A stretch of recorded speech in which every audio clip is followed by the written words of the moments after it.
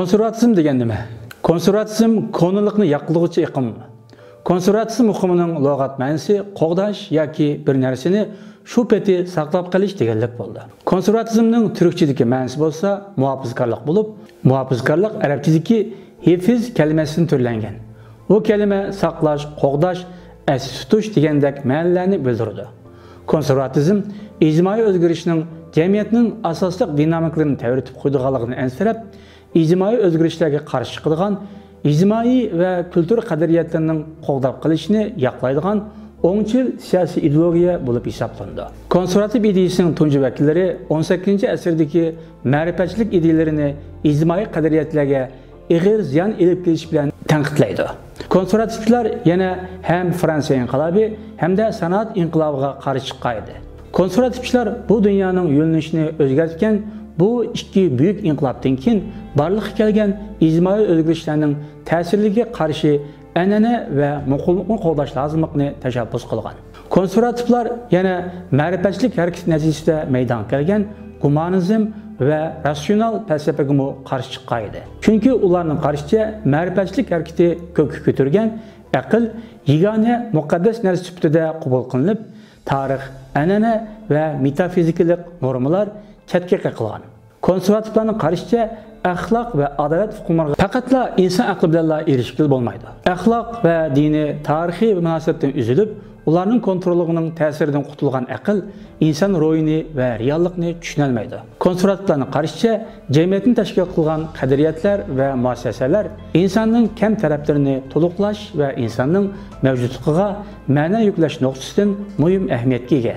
Bu muassasalarning beshida shaxsning xotirasi va qal'asi bo'lgan oila keldi. Inson tunji bo'lib panohlanadigan oila qanchalik sog'lom bo'lsa, jamiyat shunchalik sog'lom bo'ldi. An'ana dinga o'xshash shaxsga kimlik tuyg'usi ato qilgan qadriyatlarmi muhimdir.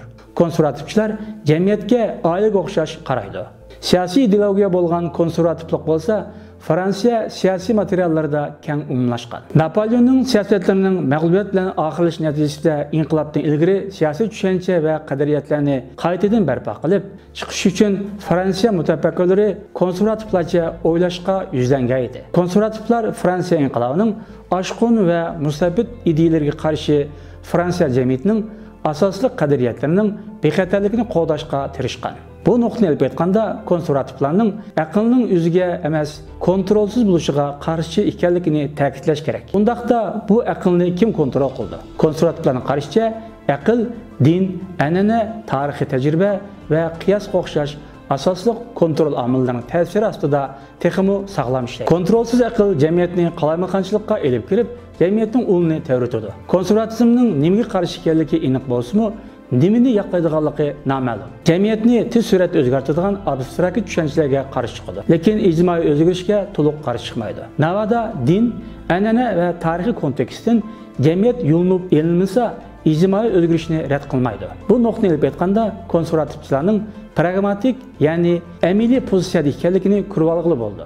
Konservativlik hukumining barbodisi irlandiyalik mutafakkir Edmund Burgerdir. U bu hukmga ideologiyalik tus bergan. Burgerning Fransiya inqilobi haqida Bayonlar nomli asarda Fransiya inqilobining erkinlikcha emas, mustabid hokimiyat ekanligini o'ttirib qo'ygan. Uning qarshi Fransiya inqilobi o'ttirib qo'ygan abstrakt ideyalar sunniy siyosiy tuzumlar paydo qilgan. Buning o'rniga an'ana, muassasa va asla vujudga chiqadigan o'zgarishlar bilan sog'lom siyosiy tuzum barpo qilg'ili bo'ladi. Kunimizda konservativ harakatlar yangi o'ngchil ideyalarni asos qilib qurilgan yangicha konservativ ideologiyani qabul qildi.